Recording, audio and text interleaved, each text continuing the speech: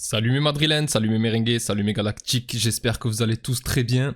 Bon, on se retrouve aujourd'hui pour une vidéo d'avant-match assez rapide, même si à chaque fois que je dis ça, au final, ça traîne toujours un peu plus en longueur. Il suffit que je parle d'un sujet pour qu'immédiatement un autre me vienne en tête, et c'est vrai que la plupart des personnes ne sont pas vraiment là pour ça, mais plutôt pour voir ce que j'ai à dire sur le match en lui-même. Mais que voulez-vous, c'est ça la passion. Et puis je m'empêche de faire des vidéos tous les jours sur le Real pour être à chaque fois pertinent, mais c'est un club où il se passe toujours quelque chose, vous le savez. Bon, du coup pour cette journée encore, le Real va jouer après le Barça qui se déplace ce soir sur les terrains de Majorque, un stade où il n'est pas toujours facile de gagner. Nous aussi on a galéré là-bas en début de saison en ne ramenant qu'un seul petit point, et même si j'aimerais que ce soit la même chose pour eux, je pense que contrairement à ces derniers matchs, ils vont avoir le retour de leur pépite Yamal. Et avec Rafinha qui est très bon en ce début de saison, sans oublier Lewandowski qui n'est pas trop mal lui non plus, les rivaux devraient se donner les moyens de gagner, d'autant plus que nous de notre côté, on joue un très gros morceau.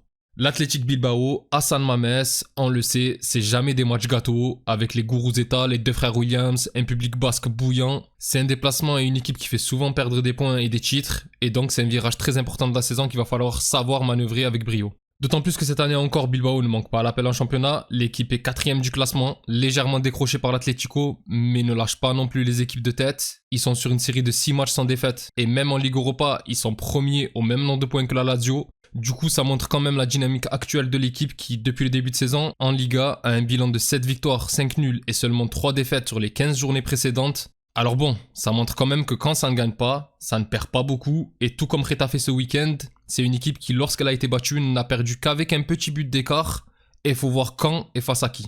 Les deux premières défaites ont eu lieu en août face à un Barcelone qui fracassait tout le monde en début de saison, et ça n'a pas été facile de gagner à ce moment-là déjà pour le Barça. La seconde défaite face à l'Atlético qui, bon, on connaît, c'est une équipe qui n'est pas non plus facile à manœuvrer. Et enfin la dernière défaite face à Girona, mais il faut pas oublier que l'équipe loupe 2 pénaltys durant ce match.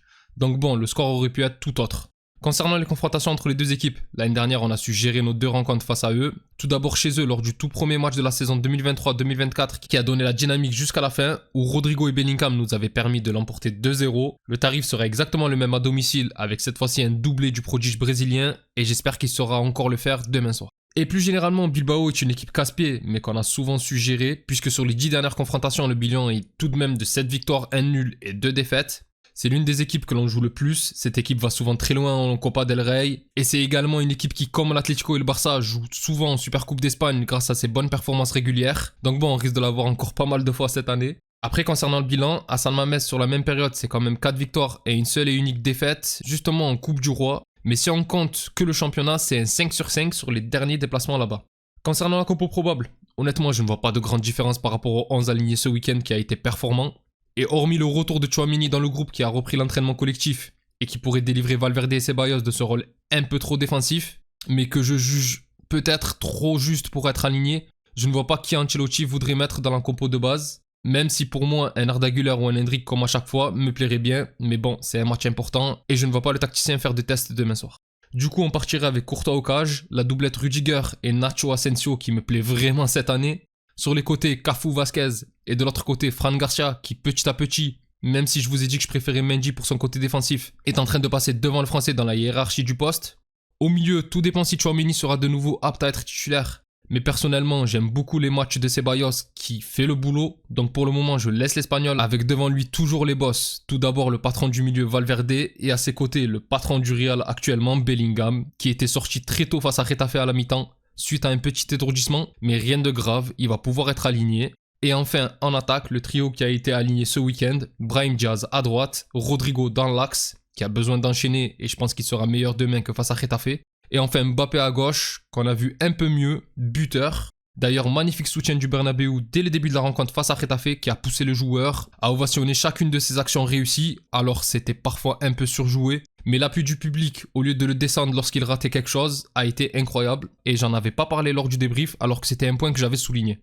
Pour le côté prono du match, bon, on le sait, ça va être très difficile, comme j'avais dit en intro, c'est une équipe qui possède des Guruzeta, des Sunset, qui est en forme en plus en ce moment, les deux frères Williams, surtout Nico, qui sont des poisons, et d'ailleurs force à Vasquez, heureusement que Valverde est en capacité de redescendre les dés, et je pense qu'il va devoir le faire pas mal dans ce match, mais malgré tout, je vois une victoire 2-1 du Real, avec pour les buteurs, honnêtement, j'espère encore Kylian pour la confiance, mais je vois bien Rodrigo et Bellingham, avec la finesse des deux joueurs, il y a de quoi placer 2-3 ballons hors de portée du gardien. Même si Brahim et Mbappé peuvent, et j'espère qu'ils le feront, mais perso, je vois bien Rodrigo et l'anglais.